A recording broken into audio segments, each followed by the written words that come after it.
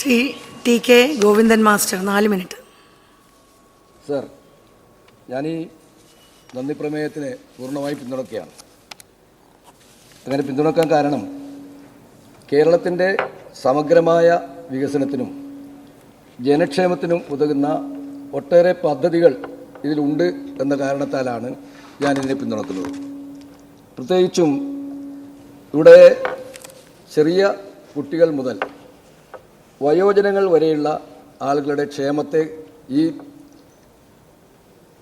ഗവർണറുടെ നയപ്രഖ്യാപനം അഡ്രസ്സ് ചെയ്യുന്നുണ്ട്. പ്രത്യേകിച്ച് വയോജന വകുപ്പ് രൂപീകരിക്കാൻ ഒരു മന്ത്രിയെ തന്നെ ചുമതലപ്പെടുത്താൻ ഈ ഗവൺമെൻറ് തീരുമാനിച്ചത് തികച്ചും അഭിനന്ദനാർഹമാണ്.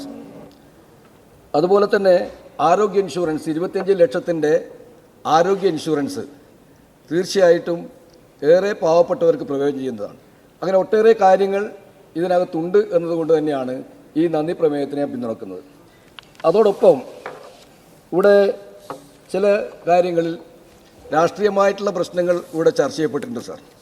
പ്രത്യേകിച്ച് ഒരു തെരഞ്ഞെടുപ്പ് കഴിഞ്ഞ ഒരു പശ്ചാത്തലത്തിലാണ് ഉടനെയാണ് ഈ സമ്മേളനം ചേരുന്നത്. ഈ തെരഞ്ഞെടുപ്പിൻ്റെ ജയാപജയത്തെക്കുറിച്ച് ഇടതുപക്ഷവും വലതുപക്ഷവും ഒക്കെ ചർച്ച ചെയ്യുന്നുണ്ട്. CPM-നുണ്ടായിട്ടുള്ള ഇടതുപക്ഷത്തിനുണ്ടായിട്ടുള്ള വലിയ പരാജയത്തെക്കുറിച്ച് പാർട്ടി ചർച്ച ചെയ്യുകയാണ്. പക്ഷേ ആ ചർച്ച യഥാർത്ഥ പരാജയ കാരണം കണ്ടെത്തുന്ന ചർച്ചയാണോ അതിൽ നടക്കുന്നത് എന്ന കാര്യത്തിൽ എനിക്ക് സംശയമുണ്ട്. കാരണം പലപ്പോഴും തെരഞ്ഞെടുപ്പിൽ പരാജയപ്പെട്ടപ്പോൾ CPM ഇത്തരം അഭ്യാസങ്ങൾ നടത്താറുണ്ട്. അതിലൊന്നായിട്ടേ ഞാൻ അതിനെ കാണുന്നുള്ളൂ. കാരണം യഥാർത്ഥ കാരണം എന്താണ്? എവിടെയാണ് പാർട്ടി പരാജയപ്പെട്ടത്? എവിടെയാണ് പാർട്ടിയുടെ അണികൾ പാർട്ടിക്കെതിരെ വോട്ട് ചെയ്തത്? എന്തുകൊണ്ടാണ് എന്നത് പരിശോധിക്കാൻ പാർട്ടി തയ്യാറുണ്ടോ? ഇവിടെ പരാജയപ്പെട്ടത് പയ്യന്നൂരും തളിപ്പറമ്പൊക്കെയാണ് സാർ. പയ്യന്നൂരെന്ന് പറഞ്ഞാൽ നമുക്കറിയാം CPM-ൻ്റെ കേരളത്തിലേതല്ല ഇന്ത്യയിലെ തന്നെ ഏറ്റവും വലിയ ശക്തി കേന്ദ്രമാണ്. തളിപ്പറമ്പാണെങ്കിൽ മൊറാഴിയും ബക്കളവും അതുപോലെ തന്നെ റാക്കലിൻ്റെ നാടായ കേരളവും കുഞ്ഞാക്കമ്മയുടെ നാടായ കണ്ടക്കയും പാടിക്കുന്ന ദൃക്സാക്ഷികളും കാവുമ്പായി സമരസേനാനിയായിട്ടുള്ള കുഞ്ഞിക്കൻ്റെ നാടായ മലപ്പട്ടവും എല്ലാം ഉൾപ്പെടുന്ന പ്രദേശമാണ് സാർ തളിപ്പറമ്പ്. ആ തളിപ്പറമ്പിൽ ഇടതുപക്ഷം തോറ്റു. എന്തുകൊണ്ട് തോറ്റു? എവിടെയാണ് വോട്ട് ചോർച്ച? അപ്പോഴാണ് ചില വിദഗ്ധന്മാർ പറയുന്നത് പള്ളിയിൽ നിന്നുള്ള നിർദ്ദേശം കൊണ്ടാണ് അവിടെ പരാജയപ്പെട്ടതെന്നാണ്. അവിടെ ന്യൂനപക്ഷ വർഗീയത ഉറഞ്ഞു തുള്ളലാണ് ഉണ്ടായതെന്നാണ് കണ്ണൂർ ജില്ലാ സെക്രട്ടറി പറയുന്നത്. വസ്തുത അതാണോ? യഥാർത്ഥത്തിൽ അതാണോ വസ്തുത? യഥാർത്ഥത്തിൽ എവിടെയാണ് പരാജയപ്പെട്ടത്? കമ്മ്യൂണിസ്റ്റുകാരാണ് സാർ. കമ്മ്യൂണിസ്റ്റുകാരുടെ CPM-നെതിരായി വോട്ട് ചെയ്തിട്ടുള്ളത്. എന്തുകൊണ്ട് വോട്ട് ചെയ്തു? നിങ്ങളുടെ സമീപനമാണ് സാർ.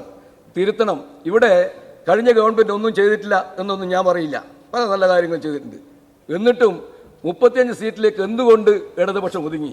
എന്തുകൊണ്ട് 102 സീറ്റിലേക്ക് UDF ഉയർന്നു?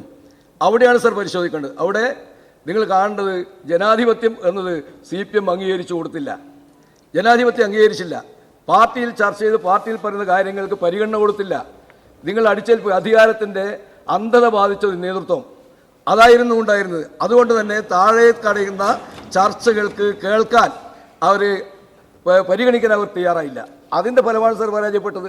ഇപ്പോൾ എവിടെയാ തോറ്റ്? തൃക്കരിപ്പൂരും അതുപോലെ തന്നെ പേരാമ്പ്രയും നമ്മുടെ ഒരു കൊച്ചു സഹോദരിയാണ് LDF-ൻ്റെ കൺവീനറെ തോൽപ്പിച്ചിവിടെ വന്നിരിക്കുന്നത്. ഇത് കാണണ്ടേ? ഈ പാഠം പഠിക്കണ്ടേ? അത് പഠിക്കാൻ CPM തയ്യാറാവുന്നില്ല എന്നതാണ് അവരുടെ അനുഭവത്തിൽ നമുക്ക് കാണാൻ വേണ്ടി കഴിയുക. ഇവിടെ നിങ്ങൾ കാണണ്ട സാർ, ഇവിടെ എന്തുകൊണ്ടാണ് കഴിഞ്ഞ ഗവൺമെൻറ് കുറേ വികസനം നടത്തിയെന്ന് പറയുന്നു. അടിസ്ഥാന വർഗത്തെ മറന്നുപോയില്ലേ? അടിസ്ഥാന വർഗ കർഷക തൊഴിലാളിയുടെ അതിവർഷാനുകൂല്യം കൊടുത്തോ? നിർമ്മാണ തൊഴിലാളികളുടെ പെൻഷൻ കൊടുത്തു തീർത്തോ? എന്തിനാണ് സാർ കൈത്തറി തൊഴിലാളി? നമ്മുടെ ബഹുമാനപ്പെട്ട ധനകാര്യമന്ത്രി മുൻ ധനകാര്യമന്ത്രി ഇവിടെ ഇരിക്കുന്നില്ല. കൈത്തറി തൊഴിലാളികൾ 6 മാസത്തെ കൂലിയല്ലേ സാർ കൊടുക്കാൻ ബാക്കി? ഇതുവരെ കൊടുത്തു തീർക്കാൻ കഴിഞ്ഞു? എത്ര തവണ ഞാൻ അതിൻ്റെ ചെയർമാനായിരുന്നു സാർ, ANBIM-ൻ്റെ ചെയർമാൻ. എത്ര തവണ ഞാൻ അവിടെ നടന്ന് കയറിയിട്ടുണ്ട്, അവിടെ ഓഫീസുകൾ കയറി ഇറങ്ങിയിട്ടുണ്ട്. അവിടെ കൊടുക്കാൻ കഴിഞ്ഞു? ഇതുവരെ കൊടുത്തോ? അപ്പോൾ ഈ അടിസ്ഥാന വർഗം എന്ന് പറയുന്നത് ഇടതുപക്ഷത്തിന് പ്രത്യേകിച്ച് CPM-ന് വോട്ട് ചെയ്യേണ്ടവരാരാ? വലിയ നാഷണൽ ഹൈവേ വന്ന് കോടികളുള്ള വാഹനങ്ങൾ ഓടുന്നവരല്ല.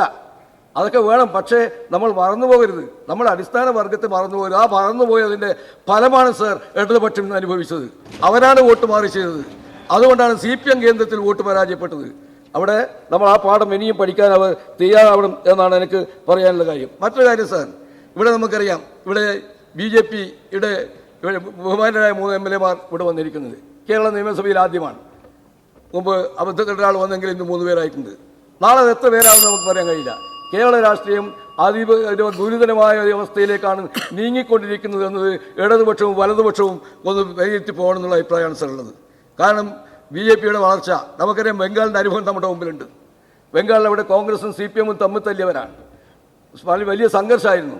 പക്ഷേ അവസാനം കോൺഗ്രസും CPM-ഉം യോജിച്ചിട്ടും അവിടെ അക്രമികളായിട്ടുള്ള തൃണമൂൽ കോൺഗ്രസിനെയോ BJPയോ ചെറുക്കാൻ വേണ്ടി കഴിഞ്ഞില്ല.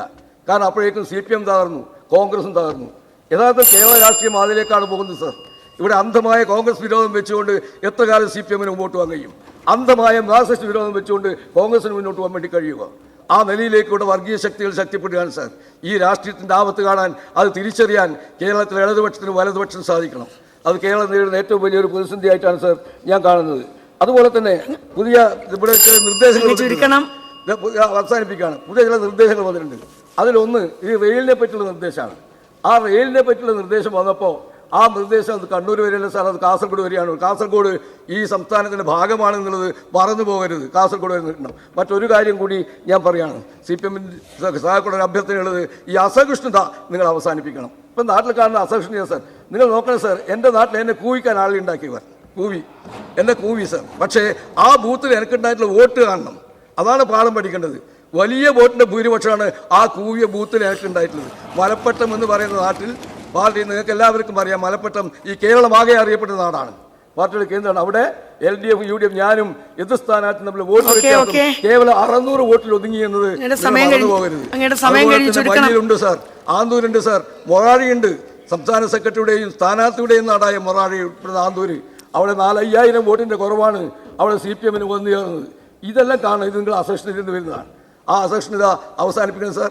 ഞാനിവിടെ എനിക്ക് വേണ്ടി ഇവിടെ ഇവിടെ സത്യപ്രതിജ്ഞ കാണാൻ വേണ്ടി വരുന്നു. ഒരു ബാനർ വെച്ച് എൻ്റെ ഫോട്ടോ വെച്ചൊരു വാഹനം വരുന്നു. ആ വാഹനത്തെ കല്ലെറിയുന്നു സാർ. എന്തിനാണ് ഈ അസഹിഷ്ണുത? ഞാൻ ചോദിക്കട്ടെ, CPM-ലേക്ക് ആളുകൾ വന്നിട്ടില്ലേ? എത്ര ആളുകൾ? പഞ്ചായത്ത് പ്രസിഡന്റ്, കേന്ദ്രമന്ത്രി വരെ ആള് CPM-ൽ വന്നപ്പോൾ കോൺഗ്രസ് അസഹിഷ്ണുത കാണിച്ചോ? BJP വാസുമാഷ് ഉൾപ്പെടെ അസഹിഷ്ണുത കാണിച്ചോ? അപ്പോൾ CPM എന്നൊരാൾ എങ്ങോട്ടെങ്കിലും സ്വന്തം നിലപാടെടുത്തു കഴിഞ്ഞാൽ അതിനോട് എന്തിനാണ് അസഹിഷ്ണുത? ഞാൻ ഒറ്റ കാര്യം പറയുന്നുള്ളൂ. മാവോ സൂക്തങ്ങൾ 1000 പുഷ്പങ്ങൾ വിരിയട്ടെ. ആ 1000 പുഷ്പങ്ങൾ വിരിയട്ടെ എന്ന് പറയുന്ന ജനാധിപത്യത്തെക്കുറിച്ച്, അതിനെക്കുറിച്ചുള്ള ബോധം നമ്മൾ CPM സഖാക്കൾ ഉണ്ടാവണം. നിങ്ങൾ അസഹിഷ്ണുത അവസാനിപ്പിക്കണം സാർ. അസഹിഷ്ണുത അസഹിഷ്ണുതയാണ് CPM-ൽ. അതുപോലെ തന്നെ നിങ്ങളുടെ ജനങ്ങളോട് പെരുമാറേണ്ട രീതി, പാവങ്ങളോട് പെരുമാറേണ്ട രീതി, എന്ത് തെറ്റിരുത്തൽ നടത്തിയാലും, ഞാൻ അവസാനിപ്പിക്കുകയാണ്, എന്ത് തെറ്റിരുത്തൽ നടത്തിയാലും ഈ ഒരു തെറ്റില്ല, ആത്മാർത്ഥമായി തെറ്റിരുത്താൻ. സമയം കഴിഞ്ഞു, ഒരുപാട് സമയമായി. ഞാൻ ഈ നന്ദി പ്രയോഗത്തെ ഒന്നുകൂടി പിന്തുണച്ചുകൊണ്ട് ഞാൻ അവസാനിപ്പിക്കുന്നു.